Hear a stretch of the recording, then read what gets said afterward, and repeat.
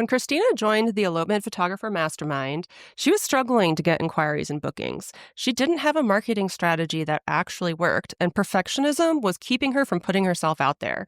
Fast forward to 2025, and she's on track to hit six figures. And she's photographing elopements in Big Sur, the Redwoods, and Yosemite, some of the coolest locations in California.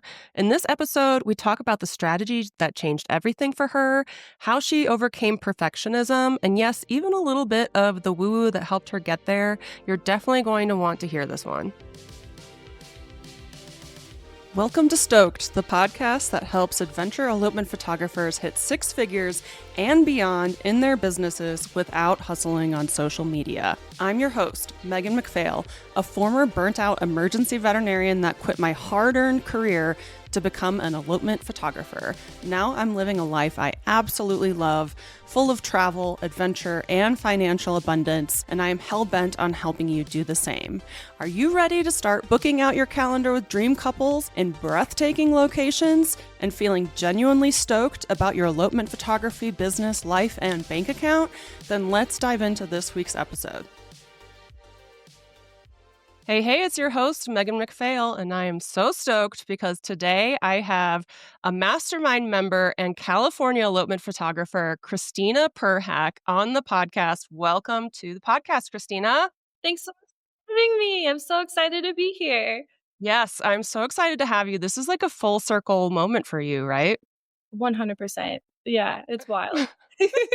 I love it. So let's go into your backstory. What were you doing before you became an elopement photographer, and why did you decide I'm going all in on elopements? Oh my goodness. Okay. Well, I was actually a designer. But before I got into the whole big marketing world and stuff, I was an intern for the Sacramento Kings. And my boss was actually the photographer for the Kings. And I was like, hey, can you teach me that? Ooh. She handed me the camera and just I got to learn all about, shooting the games and arena events. And then I carried that with me into the marketing world. And I still took my camera with me doing campaigns and other designs. And yeah, I just hit a point where I wasn't stoked about what I was doing anymore. And I was more passionate about photography. And, on Instagram, I was following all these adventure elopements, people taking pictures of beautiful places. And just I wanted a life that was free of someone else's schedule. And I wanted to make my own and make my own art for me, for others. So I left my job in 2020 after photographing my best friend's elopement. That solidified this is what I'm supposed to be doing. And then I started the roller coaster of trying to start a business. And it took a while. Yeah. So you tried to do it on your own for a while. What was that like? So what's crazy is I knew the whole time I wanted to be an adventure elopement photographer, but I actually landed in weddings first. And my own wedding photographer took me under her wing, which was so cool. And I was her second shooter. I went along with her on her own extra shoots. I started working with other photographers, and I really got to understand the layout of a wedding day and planning, all the stuff that goes into it. So I'm so grateful for that experience. But then I was like, wait, this isn't what I wanted to do. I wanted to do adventure elopements. So then I started doing styled shoots, investing in some programs that were great. I honed in on my craft and learned more about developing client experience, but I was missing the marketing business piece. Yeah, and your previous experience was in marketing. Totally. I know it doesn't quite make sense. I was the Well, creative behind the marketing, Yeah. not the strategy. Yeah, but it just kind of points out that marketing yourself as an elopement photographer is just not intuitive, and it's hard. Yeah, it's a numbers game, and I didn't learn that until I was like, "What's wrong with me? I'm working so hard. I know my work is beautiful. I need to find my people, my couples." And yeah. Yeah. Your work is beautiful. I remember when you joined the mastermind being like, wow, she's got an eye. She's definitely an artist, which is great. But yeah, you didn't know how to book things. And you're a mom too. You didn't have time to just be messing around. New mom is crazy. I left my job, started trying to build a business, and then I had my son in the middle of all that. So trying to learn how to be a mom and balancing all of it. And then did that make you want that freedom even more now that you had like a son? It's amazing. I'm so grateful for it. And it's possible for anyone. Yeah, I love it. So you joined the Elopement Photographer Mastermind. When was that? Last January, Last 2024. January. Okay, awesome. And so, yeah, so you put in the work, you put in the marketing, you did start booking elopements, and you're in California and you're targeting places that people pine after, like Big Sur and the Redwoods and just beautiful places in California that people think like the market is saturated and stuff like that.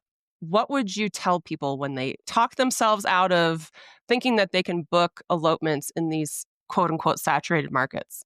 Yeah, just go for it. I mean, again, it's a numbers game, so you have to get yourself out there and you have to show like you've shot there before and if you don't have a styled shoot, go grab your friends, go on an adventure and like set it up yourself and all you need are a few photos. Last July is when I started my ads and I set my site on those 3 locations and I had a styled shoot done in each location. And then I had blogs created for each, styled shoot. And then I had experience of working in those locations, even though I hadn't booked a client yet. So then when the inquiries start coming in, like you already kind of know what you're doing. You already Yeah. know what experience you can create for them. Yeah, you've built that confidence through styled shoots and marketing and blogging and all that stuff. That's awesome. Yeah. So we teach you the strategies in the mastermind, like do this and you will see results step by step. But what would you say was the biggest thing that you learned in the mastermind? Mindset. You wrap it into every aspect of what we do, from the very beginning of setting our vision, our goals, and our values, and even through creating the copy and stuff on your website and like your mindset. You're in control of that, but then like what you project is like what you attract back. I found so often I was just stuck in this like cycle of perfectionism. Perfectionism is kind of grounded in fear and fear of being seen, and you're doing so much work, but are you doing the right things to move the needle? Yeah, I think I had a lot of fear there and it like holds you back. But I think like coming from a place of gratitude instead of fear, it's just so transformative for yourself and your business. I feel like I've gone through so much healing with my business personally as well, which is funny. Oh, yeah. You have to like experience a lot of discomfort and learn so many lessons and go through this journey of self discovery while you're implementing these new strategies and stuff. And it could be hard. So, like, when your perfectionism really gets a hold of you, what do you hold back? Like, what is it hard for you to get accomplished when you're really being a perfectionist?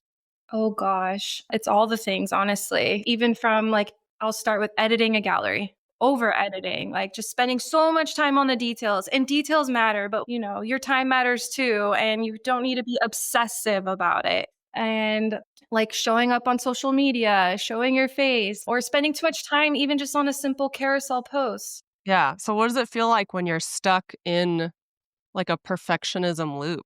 It doesn't feel good. Yeah, I like to describe it as agony personally. Anxiety, agony, yeah. Something you've said before is like, yeah, perfectionism, you mask it into thinking like it's the quality you're putting out. You're doing such a great job, but really you're sabotaging your own success. Yeah, and Allie Dove mentioned this on our last podcast that like a lot of the people who are successful do things quick. Perfectionism takes that away because you take so much time to do everything. You can't possibly do anything quick because you're second guessing yourself, you're going over things over and over and over again. You think like, "Oh, if I put this out into the world, my A plus work that I spent so much time on, then I'll be successful." But really, by spending so much time taking things from C grade work or B grade work up to A plus, you could have done so much more stuff in that time. So it really is self-sabotaging. Like I'd rather see you put out 10 mediocre blogs than one amazing one in the same amount of time, And I would rather see you out enjoying your life than editing a gallery for the 40th hour. That's really what we need to build. And sometimes we really have to knock you guys out of those loops, those Totally. perfectionism loops. Still working on it, but we're making progress. So Yeah. It's yeah. a constant work in progress, the perfectionism. I mean, it will keep rearing its ugly head. And then, I mean, you've said it before where like you're self aware of it now, but that doesn't mean it's not happening. No, because it's just so embedded and I don't know, into me personally. And so, yeah. Yeah. And I know so many people can relate to the perfectionism stuff. And I know, like, I have kind of unshackled myself from it and it feels so freeing. And I prefer to do B and C grade work these days to get things done. And it really does feel like freedom. But like you and even Todd, people still, they struggle with it every day. And there's no shame in that. There's no guilt in that. You know, it's just something where you have to, like, at some point be like, okay, I'm at C or B grade work. We're putting it out there. I learned it. I had to like snap out of it this summer because I had like 6 elopements in a row with a 6-week turnaround. So like if Yeah, I wasn't like pumping out those galleries, like yeah, anyways, it was wild. yeah. So this year, you are at $97,000. You're 3 freaking $1,000 away from hitting 6 figures, which is absolutely amazing. What were the biggest changes to your business that you implemented to let you be able to hit 6 figures this year? I mean, we're already assuming you're hitting 6 figures. It's only the beginning of October. You're gonna hit 6 figures. So you have a young child at home. You have a dog, you have a husband, you just moved, you got things at home. So, like, how were you able to hit 6 figures this year? Like, what were the biggest things that helped you accomplish that? Because that was with, like, what, 16 elopements booked? Gosh, yes. That's 15 bookings this year, 5 are for next year. Yeah, I think well, number 1 is visibility, so being seen. So, my website on its own, social media on its own was not pulling in the amount of people I needed to get the number of inquiries I needed to get the booking. Mhm. So, Google Ads totally, totally, hands down is like the thing that has helped. But then you have to have the system set up to handle the inquiries coming in. And so automations and just like nailing your sales calls, having all of that down. And then, like, once they book, just having everything streamlined and ready to go and to walk them through like the best experience. Cause yes, this is like my business and I want the bookings, but ultimately, like, we are elopement photographers photographing people's wedding day. Yeah, and I also wanna point out that you've basically hit 6 figures having 15 elopements booked in 2025, and you have 5 booked for next year, which is amazing. But I wanna talk about how I truly believe that that is, like, success, you know? Not 30 or 40 bookings, unless you truly want to do that, but, like, being able to, like, raise your prices, have awesome sales calls, do 8 to 12-hour elopements, that's really the key, I think, in having, like, work-life balance, and I know, like, some of your weeks were a little stressful because you did have, a lot of bookings in, like, short periods of time, but I truly feel like that is success, 15 elopements and hitting 6 figures. What do you think about that? I think so too. And it kind of, so I did and do because spring was like 6 elopements in a row. And now fall, I have 6, 7 in a row again. But that turns out to be like 4 months maybe out of the year that I'm like working pretty hard. And the Mhm. rest, like, yeah, I'm at home and I'm still working and blogging and editing. But yeah, I'm not driving myself crazy and I'm on my own schedule. I'm not working for someone else. How's that been kind of well, you quit your job in 2020, but going from working I'm assuming it was like it was probably 9 to 5, 40 hours a week, right? All Mhm. on someone else's schedule, and now you have freedom. Like, what has that been like? It's just amazing. I could take my dog for a walk. I can clean, I can pick my son up early from daycare. And then again, like, you just have more time to just focus on your own mindset and again being positive and staying in this place of gratitude and not hung by the anxiety of your 9 to 5. Yeah. I know mindset has been such, like, a big part of this whole process for you. What would you say to the folks out there who are like, the whole mindset concept in business is, like, woo-woo or silly or whatever? I'm here for all the woo woo, by the way. Yeah, yeah. No, okay, I don't know what it is, but when I'm in that like negative loop and mindset, like all the doors start closing. the inquiries stop. And, this also just happens if I'm busy or something too. And like, I feel like I just can't take it on. So maybe I just have that energy of like, I can't take on more. Well, the universe is listening and closes the doors. Well, the moment literally, Megan, it trips me out every time. The moment I'm like, I am ready, like, let's do this, the doors Mhm. open again. And then it's like floodgates. Yeah. Yeah, I remember in July when you were moving to your new house and, you were upset kind of that you really didn't have any bookings in July, and I was like, "Well, could you have even handled inquiries and sales calls and bookings and starting the planning process with people?" And you're like, "Well, no, I was I was very stressed out." I was like, "Well, there you go, don't be so sad then, you were protecting yourself." Timing, yeah, and we're Mhm, all in our own time too, and just trust what the universe is giving to you, and mhm. if you need a little boost, again, go back to just look at how far you've come and stay focused on where you want to go, and you'll get there. Yeah, I really do feel like practicing gratitude is so important because we get so caught up in like the negative stuff and how we're not where we want to be yet and stuff like that. And we start getting resentful of our business. And I truly see this and like I'm such a science girly. Obviously, I was a veterinarian. I've studied biology and anatomy, physiology, pathology, all that kind of stuff. But I can't ignore the woo-woo stuff because I see it all the time where people who are so negative about their businesses, they're not pulling in wins. They're not booking their ideal clients, but then the people who are like, "Yes, I'm open, I'm excited, I'm stoked, I'm happy to be working on my business, I'm grateful for what it's giving me," and like, yeah, the doors start opening and the people start coming in, and it's wild. I also have to say too, and how you frame the gratitude, I think matters because yes, the bookings and the numbers are great, but like if you frame your gratitude in the way of like, I am so excited that I get to work with these amazing couples and help them create the most awesome, amazing experience. And like, again, how lucky am I? And how lucky are they? And it's just going to be amazing. And like, but coming from that place, you're doing it for them. Like, I think that's huge. Yeah, I would totally agree with that. Is like, yeah, reframing it in your mind instead of being like, I need bookings to pay my bills and I need bookings because I have credit card debt. Instead of that, being like, I can't wait to give somebody the best elopement day possible. And because I'm so excited and going to do such an amazing job for them, I deserve to be compensated for that. Those are two very different vibes and energies. So I love that you do that. And I love your self-awareness into all of it and that you recognize that it's kind of a constant journey.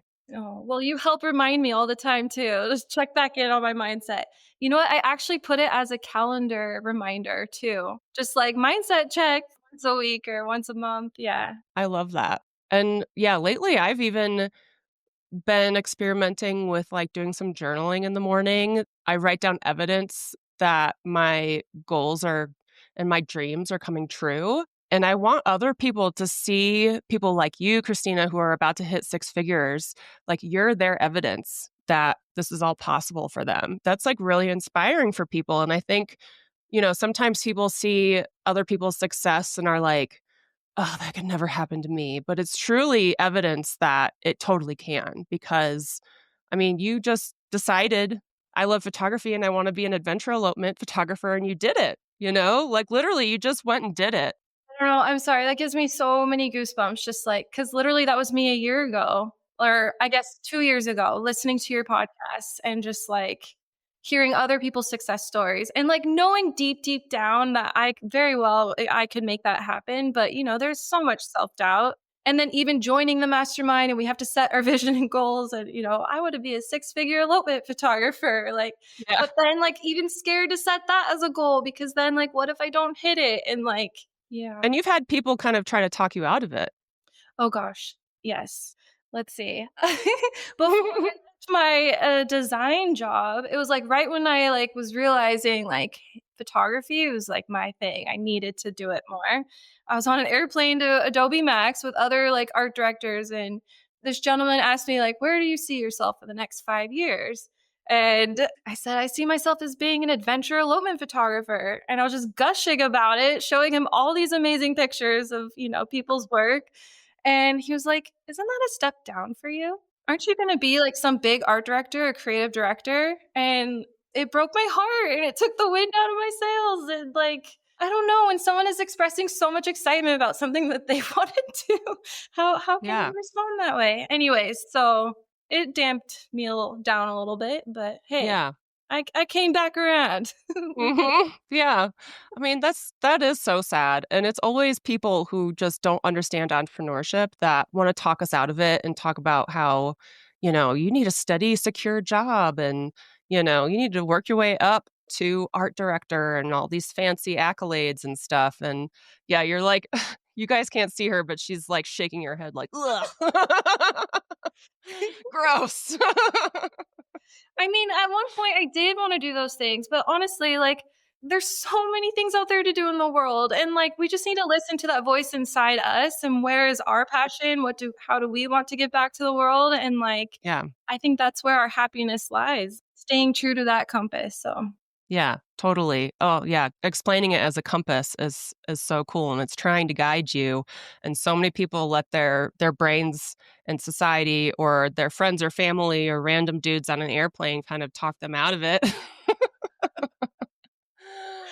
When like this whole time you're like your compass, your inner knowing, your intuition or whatever is like, no, go after this thing. Do it, do it, do it. And it can take a while for us to start listening to that and trusting that and like going after our dreams and goals, even though it's really, really scary, and trusting that you'll do it. Because yeah, it's hard work to become an elopement photographer, but it's also hard work to stay in your 9 to 5, or it's hard work to say no to your goals and dreams all the time. Like that's also hard. yeah. What's life like now that you're a six-figure elopement photographer? This crazy dream that you've accomplished. Again, you're 3,000 away, but we're just going to assume And if you're not, hitting that's it. okay. I'm so proud of where I've come. This is great.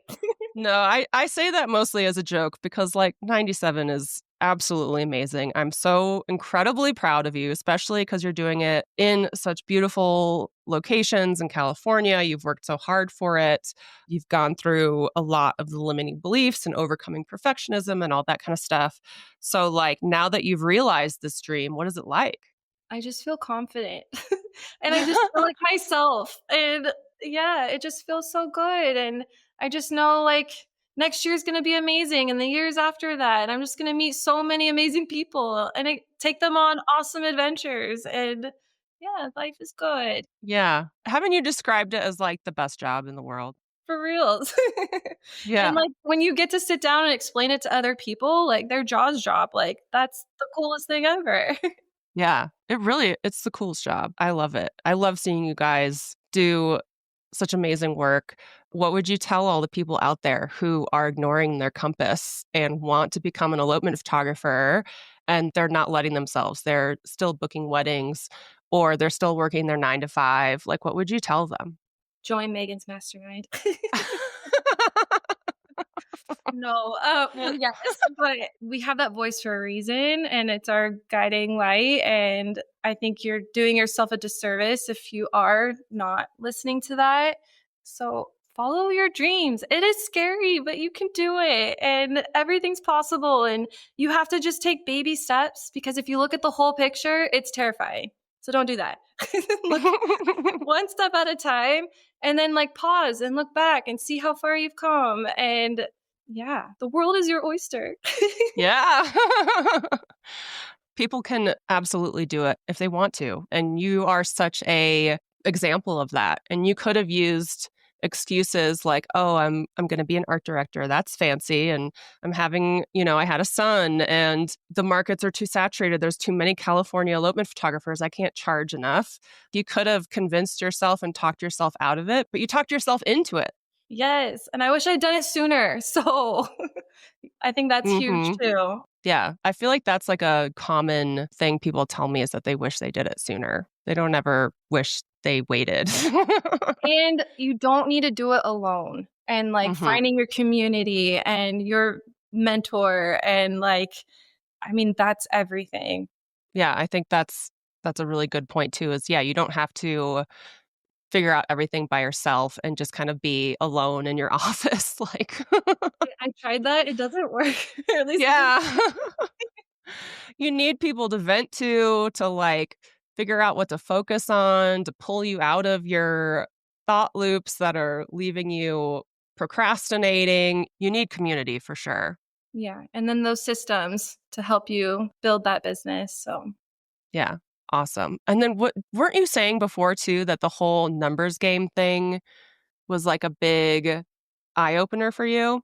yeah, it was just so nice to know, like, it wasn't me. I wasn't Mhm. failing, like, I just didn't have the right understanding of how it all worked, and once I realized it was a numbers game, it started making sense, and then once I started getting those numbers and everything was tallying up, like, no, I was right where I was supposed to be, doing what I was supposed to do, and the people were coming, but yeah, you need to have the eyes on your site because 100, 200 views a month is not enough. Yeah, that's what we call the struggle bus territory.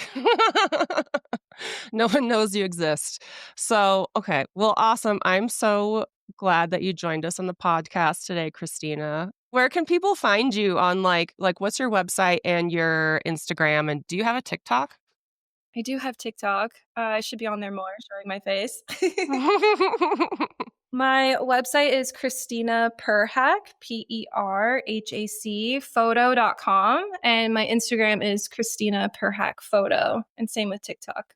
Awesome. Definitely check her out. Her work is gorgeous. You can see everything that she's been up to this year. She's been all over the place, all over California, totally killing it. I'm so proud of you, Christina. I hope you're proud of yourself. I'm just so grateful for you. Thank you. Oh, you're so sweet.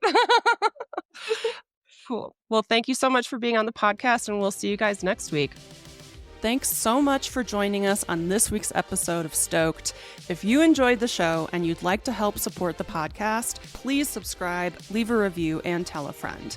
If you're looking for more inspiring elopement photography content, check us out on Instagram at Megan McPhail. And if you'd like to hear more about my business coaching and how I can personally help you hit six figures as an elopement photographer, then check out my website at www.meganmcphail.com.